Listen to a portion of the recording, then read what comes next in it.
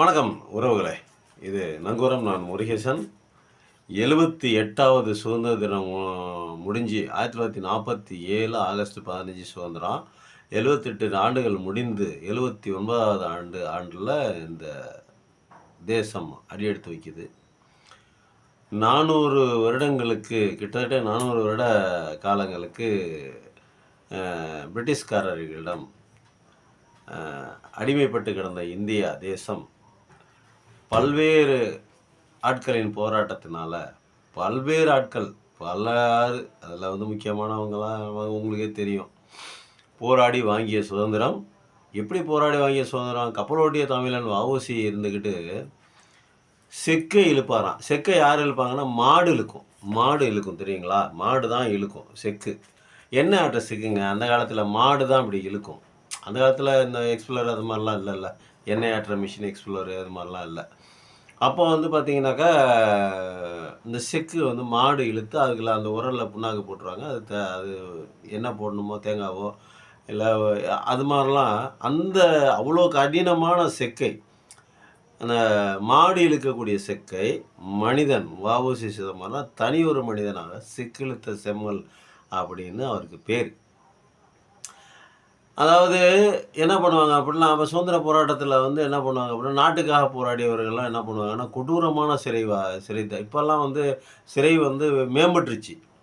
இப்போல்லாம் சிறை மேம்பட்டுருச்சு. எப்படி மேம்பட்டுருக்கு அப்படின்னா, நல்ல சாப்பாடு, நல்ல உணவு, ஆரோக்கியமான வாழ்க்கை ஜெயிலுக்குள்ளே. சிறை வாழ்க்கை இப்போல்லாம் மேம்பட்டுருச்சு சிறை வாழ்க்கை. முதல்ல பார்த்தீங்கன்னா, சிறை வாழ்க்கை ரொம்ப கொடூரமாக இருக்கும். காற்றே இருக்காது. அந்த ரூமில் படுக்கணும். சுத்தமாகவே இருக்காது. சுத்தம் பண்ணவே மாட்டாங்க. அந்த ரூம்லேயே படுக்கணும். லெட்டின் பாத்ரூம் எல்லாம் ஒரே உள்ளேயே இருக்கும். அதில் தண்ணி இருக்காது. அதிலேயே தான் இருக்கணும். அதிலே தான் வெளியே போகணும். அதிலே தான் கால் கழுவிக்கணும். அதிலே தான் அப்படியே தான் வாழ்ந்துருக்காங்க சிறைவாசனை. இன்னும் சொல்ல போனாக்கா கொடுமையான சிறை, இந்த சுண்ணாம்பு சிறையெல்லாம் இருக்குது அப்படின்னு சொல்லிட்டு சொல்கிறாங்க. இதெல்லாம் ரொம்ப விலைக்காரன் ரொம்ப கொடுமைப்படுத்தியிருக்கிறான். பிடிக்கலாம் சுட்டுக்கணும். அவனுக்கு பிடிக்கலாம் சுட்டுக்கொண்டுருவான். அதெல்லாம் இதுக்கெல்லாம் நிறைய ஆதாரங்கள் இருக்குது. அந்த மாதிரி வாங்கிய சுதந்திரம். இப்படி வாங்கிய சுதந்திரம் இந்த 78 வருடங்களாக, கடந்த 78 வருடங்களாக, இன்றுடன் 78வது, நேற்றுடன் 78 முடிஞ்சு இன்றைக்கு 79வது ஸ்டார்ட் ஆகுது. கடந்த 78 வருடங்களாக எப்படி இருந்திருக்குது அப்படின்னு பார்த்தோம் அப்படின்னா, ஓரளவுக்கு ஜனநாயகம் ஓரளவுக்கு கடைபிடிக்கப்பட்டு தான் வந்திருக்குது. காங்கிரஸ் கட்சியிலையும் சரி, இந்த ஜனதா கட்சின்னு ஒருத்தங்க விபி சிங் மாதிரி, ஐக்கிய குஜரால், விபி சிங் இவங்கெல்லாம் கூட ஆண்டாங்க நாட்டை. ஓரளவுக்கு ஜனநாயக கடமைகளை, ஜனநாயக உரிமைகளை மக்களுக்கு கொடுத்து ஓரளவுக்கு நியாயமான ஆட்சி தான் நடந்திருக்குது. நியாயமான விஷயங்களை தான் செஞ்சுருக்காங்க. இப்போ பார்த்தீங்கன்னா, இப்போ தேர்தல் திருட்டு, வாக்கு திருட்டு, வாக்கை திருடியதன் மூலமாக பிரதமர் நாற்காலியே திருடியிருக்காங்க. பிரதமர் பதவியே திருடியிருக்காங்க. வாக்கு திருட்டுங்கிற அதன் பேரில் பிரதமர் நாற்காலி, பிரதமர் பதவி, அந்த அதிகாரம் எல்லாம் திருடியிருக்காங்க. இப்போ இது எதுக்குன்னு தெரியல, எனக்கு ஒன்றும் புரியலை. இவங்க என்ன சொல்ல வராங்க, என்ன செய்ய வராங்க? இவ்வளவு கஷ்டப்பட்டு எதுக்கு இவ்வளவு போய் சொல்லி ஏமாற்றி ஃப்ராடு பண்ணி எதுக்காக இந்த வாக்கு திருட்டு நடக்கணும்? எதுக்கு பதவியில் இருக்கணும்? பொண்டாட்டி இல்லை, பிள்ளைங்க இல்லை, யாரும் இல்லை, சொந்த பந்தம் எதுவும் இல்லை. அப்படி என்ன பதவி வெறி? வாக்கை திருடி பதவியில் இருக்கணும்னு என்ன கட்டாயம் இருக்குது? எனக்கு தெரியாமல் கேட்குறேன். இப்போ அதானி இருக்கிறான், அம்பானி இருக்கிறான்னா அவனுக்கு பிள்ளைங்க இருக்காங்க, பேர பிள்ளைங்க இருக்காங்க, சொத்து சேர்க்குறாங்க, சம்பாதிக்கிறாங்க, என்னமோ இலவெடுக்கிறாங்க. இந்த ஆளுக்கு என்ன வந்துச்சு? பிள்ளைங்க இருக்காங்களா? மனைவி இருக்காங்களா? எதுவுமே இல்லை. அப்படி என்ன அதிகாரத்தில் அப்படி கொடி கட்டி பறக்கணும்னு என்ன அதிகாரம் இருக்குது? என்ன இருக்குது? பிரதமராக இருந்துட்ட ஒரு தடவை சிஎம்மாக இருந்தாவே காலம் பூரா பென்ஷனை தொலையும், காலம் பூரா வீடு தந்து தொலைவாங்க, காலம் பூரா எல்லாமே சலுகைகளும் செஞ்சுவாங்க. பிரதமராக இருந்தாக்கா காலம் பூரா பாதுகாப்போட வசதிகள் தருவாங்க. ஏரோப்ளேனுக்கு போகிறது வர்றது, டூரிஸ்ட்டுக்கு உள்நாட்டில் அங்கே போகிறது இங்கே போகிறது, எங்கே வேணாலும் போய் இலவெடுக்கலாம். எல்லா வசதியும் பென்ஷனுக்கு காலமுறை தந்துடுவாங்க. இதில் அப்பப்போ விலை ஏற்றுறதும், பென்ஷனை ஏற்றி கொடுக்குறதும், அந்த மாதிரி ஸ்கீமெல்லாம் கூட அரசாங்கத்தில் வருது. அப்புறம் எதுக்காக இந்த மாதிரி எல்லாம் எனக்கு ஒன்றும் புரிய மாட்டேங்குது. வாக்க திருடி அப்படி எதுக்கு என்ன வெங்காயத்துக்கு அந்த பிரதம நாற்காலியில இருக்கணும்? இப்போ நம்ம சுதந்திர தினத்துக்கு காலையில செங்கோட்டையில கொடியேத்திருப்பார் நம்ம பிரதமர். அந்த கொடிக்கு அந்த மூவர்ண கொடிக்கு மூவர்ண கொடிய தொட்டு அப்படி கையால பிடிச்சு தான் ஏத்திருப்பார். இல்ல மிலிட்டரிக்காரங்க ஏத்துவாங்கன்னு நெனைக்கிறேன். இவர் கையில தொட்டிருப்பார். கொடிய தொட்டிருப்பார். அந்த கொடி எப்பேற்பட்ட ஆட்கள உருவாக்கியது, எவ்வளவு கஷ்டப்பட்டு வாங்கிய அந்த சுதந்திர காற்று அந்த கொடியில இருக்குது. எவ்வளவு அந்த அந்த மூவர்ண கொடிக்குள்ளான அர்த்தம் என்ன? அந்த மூவர்ணத்தில இருக்கிற அந்த சக்கரம், அந்த சக்கரம் அந்த அசோக சக்கரம், தர்ம சக்கரம், அந்த சக்கரத்துக்கு என்ன அர்த்தம்? ஸோ அப்ப கலப்பா இருக்குங்க. இவங்கள பத்தி பேசுறதுக்கே கலப்பா இருக்கு. இவங்க என்னதான் நினைச்சிட்டு இருக்காங்க? அளவு சனிய பிடிச்சவங்க எல்லாத்தையும் விஷம் வச்சு கொன்றுங்கடான்னா, அதுவும் கொல்ல மாட்டேன்றீங்க அளவு. எல்லாம் பாய்சனை கலந்து கொடுத்துட வேண்டியதானே. ஒவ்வொரு மாநிலத்திலையும் இருக்கிற பூரா சாவட்டம் இங்கே சங்கி பயல்களாக வாழுங்கிறேன் நான். நான் என்ன சொல்கிறேன், நீங்கள் எல்லாத்தையும் கொன்றுங்க, மக்களை பூரா கொன்று. ஏன் திருடணும்? எதுக்கு ஓட்டை திருடணும்? என்ன அப்படி உனக்கு பதவி வெறி? என்ன நீ சாதிக்க போகிற? நீ காலையில் 7 மணிக்கு போலிங் ஓட்ட ஆரம்பித்து என்னங்க சொல்கிறேன், 7 மணிக்கு ஆரம்பித்து 8:45 மணிக்குள்ளார 4,65,00,000 வாக்கு விழுந்திருக்குது அப்படிங்கிறாங்க அப்படின்னு சொல்கிறாரு. யார் சொல்கிறாரு? நிதியமைச்சர் நிர்மலா சீதாராமன் அம்மாவோட வீட்டுக்காரர். 4,65,00,000 வாக்கு எவ்வளவு? 1.25 மணி நேரத்தில். எப்படிங்க சாத்தியம்? எப்படிங்க சாத்தியம்? கிட்டத்தட்ட வந்து 79 தொகுதிகள் அனாமத்தாக ஜெயிச்சிருக்காங்க அப்படிங்கிறாங்க. யார்? அவர் தான் சொல்கிறாரு. பரகல பிரபாகர். அவர் ஒரு பொருளாதார அறிஞர், பொருளாதார மேதை. இந்த அம்மாவுக்கு கொடுத்த பதவியை அவருக்கு கொடுத்துருந்தாவது நேரம் நல்ல நல்ல விஷயங்கள்லாம் செஞ்சிருப்பார். இந்த ஜிஎஸ்டியே வந்திருக்காது. இந்த நிறைய விஷயங்கள் நல்லா இந்த டிமானிட்டேஷனாக வந்திருக்காது. அந்த கொடியை ஏற்றும் போது அந்த கொடி 79 தொகுதியில் ஊழல் பண்ணி தான் ஜெயிச்சிங்கன்னு சொல்லிட்டு சொல்கிறாங்கல்ல. ஆவணம் திருட்டு சொல்லதில்ல. ஒரு ஒரு ஒரு என்னங்க ஒரு 10க்கு 10 ரூமில் என்னங்க 80 பேர் அங்கே கூடியிருப்பாங்க. என்னங்க கொடுமையாக இருக்குது? என்னங்க அது நாடு? இது என்னங்க ஜனநாயக நாடு? எதுக்குயா கொடியை தெரிய? அந்த கொடியை தொட்டு பார்க்கும்போது கூசலையா? கையை நெஞ்சு மூளை குறுகலையா? நெஞ்சு ஆடலையா?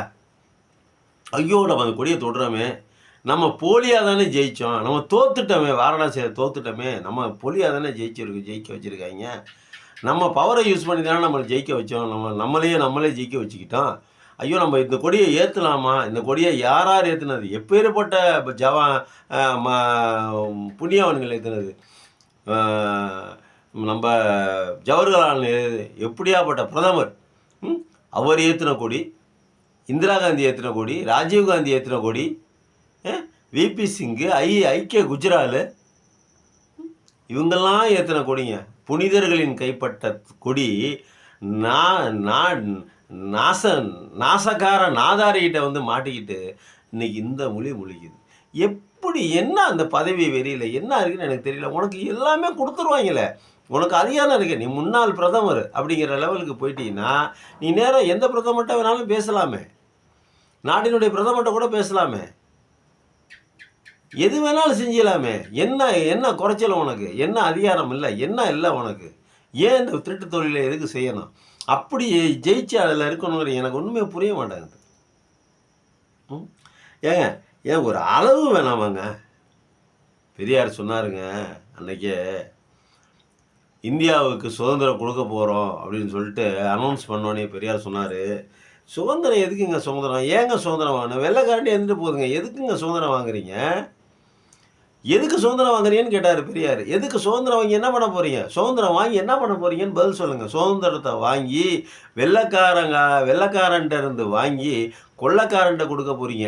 இதுதான் நடக்க போகுது. அவனும் திருடன் தான், இவனும் திருடன் தான். பெரியார் சொன்ன வார்த்தை நீ கரெக்டாகிருச்சா? பெரியார் சொன்ன வார்த்தை கரெக்டாகிருச்சா? பெரியார் சொன்ன வார்த்தையை தான் இன்னைக்கு ராகுல் காந்தி சொல்லியிருக்காரு. இந்திய நாட்டில் இருக்கக்கூடிய ஜிஎஸ்டியில் வரக்கூடிய பணம் மொத்தமும், வரி பணம் மொத்தமும் நேராக அதானிக்கு தான் போகுதுன்னு இருக்காரு. பேங்க்கு வேணுமா? பேங்க்கு ஏதாவது அவருக்கு ஒரு தொழில் செய்யணும்னு தோணுதா, உடனே கூப்பிடுவாரு மோடிய. ஏன்னா மிஸ்டர் மோடி, ஓகேயா, ரைட்டு வா, எவ்வளவு? 2,00,000 கோடி ரூபா போட்டு விடலாம். நம்ம எல்ஐசி இருக்குது, நம்ம ஸ்டேட் பேங்க் இருக்குது. அதான் பேங்க் தான் வரிசையாக இருக்குது நம்மக்கிட்ட. ஏதாவது இதில் ஒரு 4 பேங்கை டைப் பண்ணி ஒன்றாக்கி உனக்கு ஒரு லோனு 2,00,000 கோடி தானே, வாங்கிக்கலாம் கூட, ஒன்றும் பிரச்சனை இல்லை. ஆனால் இங்கே தொழில் செஞ்சு சம்பாதிக்கணும், பொழைக்கணும்னு ஒவ்வொருத்தனும் நாயாக சாவுறான். ஒரு 1,00,000 ரூபா லோன் வாங்குறதுக்கு பேங்க்கில் நாயாக பெய்ய அலைய வேண்டியிருக்குது. இவங்க என்ன நாடு இது? என்னங்க ஜனநாயக நாடு? எப்படியாப்பட்ட தலைவர்கள் வாழ்ந்த நாடுங்க? ஏங்க நம்ம மதுரையில் வந்து நம்ம மோகன்தாஸ் கரம்சந்த் காந்தி மதுரைக்கு ட்ரெயினில் போகும்போது விவசாயிகள்லாம் துணி இல்லாமல் வெறும் உடம்போட ஒரு ஒரு கோமணத்தை மட்டும் கட்டிக்கிட்டு வெறும் உடம்போட ரோட்டில் விவசாயம் பார்த்துக்கிட்டு இருந்தபோது மனம் மாறி இவர் தன்னுடைய கோட்டு சூட்டெலாம் தூக்கி கழட்டி போட்டுவிட்டு ஒரு ஒரு ஒரு வேட்டி, ஒரு துண்டு, ஒரு கீழே ஒரு வேட்டி, மேலே ஒரு வேட்டி, அவ்வளோதாங்க. அவர் வாழ்க்கையே முடிச்சிட்டாருங்க. அப்படியாப்பட்ட தலைவருங்க இந்த ஜவஹர்லால் நேரு எப்பேற்பட்ட குடும்பத்தில் பிறந்தவருங்க. எத்தனை வாசல் இருக்குது அத்தனை வாசலையும் ஒவ்வொரு காரம் நிற்குமா. அவங்க அப்பா மோதிலாளர் நிப்பாட்டி இருப்பாராம். என் பிள்ளை எழுந்திரிச்சு எந்த வழியாக வாசலில் வந்தாலும் டக்குன்னு கிளம்பி போட்டோம் அப்படின்னு. அவ்வளோ பெரிய சொத்துக்காரன், அவ்வளோ பெரிய பணக்காரன். அந்த ஆளை கொண்டு போய் கிட்டத்தட்ட 9 வருஷம் ஜெயிலில் இருந்திருக்காருங்க. இந்திய சுதந்திரத்துக்காக, இந்த நாட்டினுடைய சுதந்திரத்துக்காக 9 வருட ஜெயில் தண்டனை அனுபவிச்சிருக்காரு ஜவஹர்லால் நேரு. அந்த ஆள் நினச்சிருந்தா எப்படியெல்லாமோ வாழ்ந்துருக்கலாங்க. அவர் ஜவஹர்லால் நினச்சிருந்தா எப்படியெல்லாமோ வாழ்ந்துருக்கலாம். ஏங்க ஜெயிலில் போய் கஷ்டப்படணும்? இந்த நாட்டு மக்களுக்கு ஒரு நல்லது நடக்கணும், ஒரு நல்ல காலம் பிறக்கட்டும், ஒரு ஏதாவது நம்மளால் முடிஞ்சதை செய்ய மாட்டோமா அப்படின்னு தானேங்க அவரும் அவர் நினச்சிருப்பார், சுபாஷ் சந்திரபோஸ் நினச்சிருப்பார், காந்தியடிகள் நினச்சிருப்பார், இன்னும் எவ்வளோ பேர் நினச்சிருப்பாங்க இல்லைங்க. இவ்வளவு பேர் வாழ்ந்த இந்த நாட்டில் இந்த கேடுகட்ட ஜென்மம் கேவலமான, நீங்கள் இது வரைக்கும் இவ்வளோ மோசமான பிரதமரை பார்த்துருக்கீங்களா இந்தியாவில்? நீங்கள் மனசாட்சியை தொட்டு சொல்லுங்கள். சரி, இந்தியாவில் வேணாம் விடுங்க, இந்த உலகத்திலேயே இந்த மாதிரி ஒரு தலைவனை, நாட்டு தலைவனை எங்கேயாவது பார்த்துருக்கீங்களா? இவ்வளோ கேவலமான ஒரு தலைவனை எந்த ஊர்லையாவது பார்த்துருக்கீங்களா? எந்த நாட்டிலையாவது பார்த்துருக்கீங்களா? ஹிட்லர் கூட தன்னுடைய மக்களுக்கு வந்து விசுவாசமாக தாங்க இருந்தார். தன்னுடைய மக்களை காப்பாற்றினாருங்க. தன்னுடைய மக்களை வந்து புஷ் பண்ணி விட்டார். அவருக்கு யூதர்களைத்தான் பிடிக்காதே தவிர ஜெர்மானிய மக்களை பேரன்பு கொண்டு நேசித்த தலைவன் ஹிட்லர்.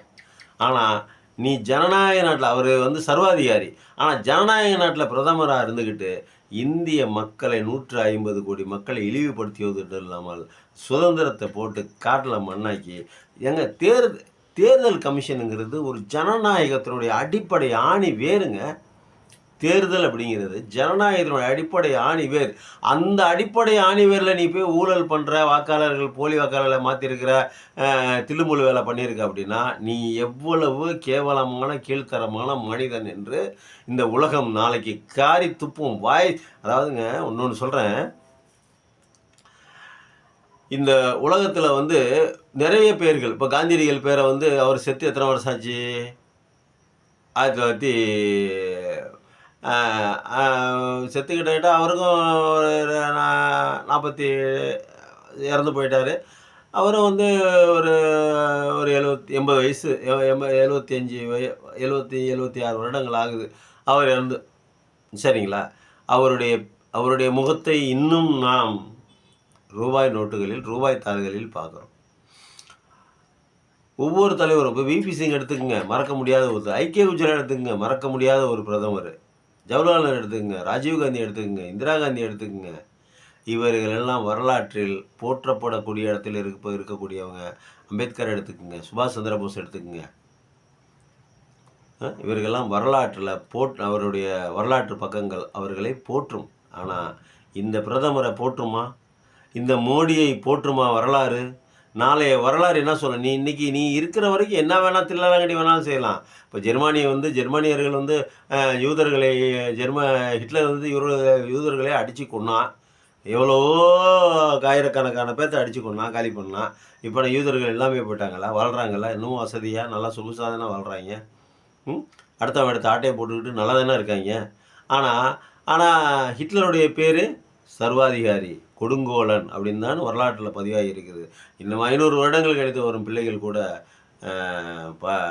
அந்த பேர் தான் அப்படி தான் சொல்லணும் ஹிட்லரை. ஏன்னா வரலாறு ரொம்ப முக்கியம். அதே மாதிரி மோடிக்கு ஒரு வரலாறு இருக்குது. இந்திய வரலாற்றில் மோடியை தவிர்க்க முடியாது, அது வேறு விஷயம். ஆனால் என்ன மாதிரியான விஷயத்தை தவிர்க்க முடியாது அப்படிங்கிறது தான் மேட்ரு. அங்கே இருக்கிற ஒரு மனிதன் நல்ல பேரோட வாழ்வதும் நல்ல பேரோட சாவதும் அப்படிங்குது. அதாவது இப்போ கர்ணன் இருந்தார்.